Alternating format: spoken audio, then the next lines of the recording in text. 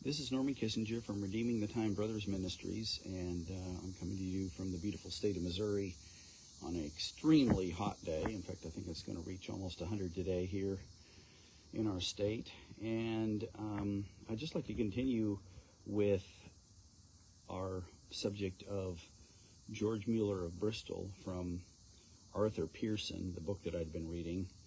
And as I was going through it, I said I would just give comments on some things that I've been learning as I've read the book. And so one of the other things that I've noticed about his life that was different than probably what a lot of preachers and church workers are used to is that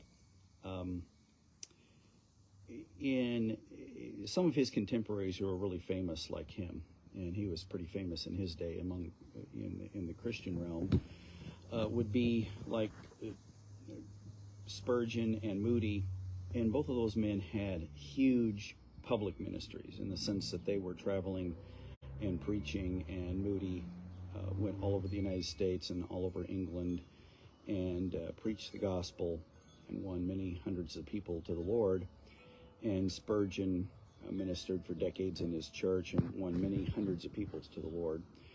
And in contrast to their lives was George Muller, who, even though he was a good pastor and very biblical in his pastoring and what he did, he didn't have so much a public ministry in the sense of the pulpit.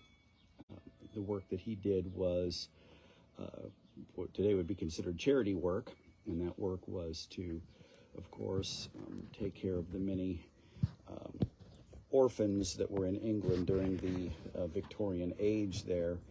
And so he did a wonderful job at that ministry, and God used him.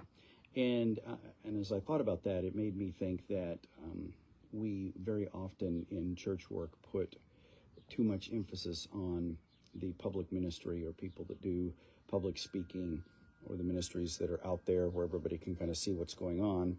And we often don't remember or realize that many ministries are going on around that are doing wonderful things for the Lord and seeing people saved, but they're not big public pulpit type ministries.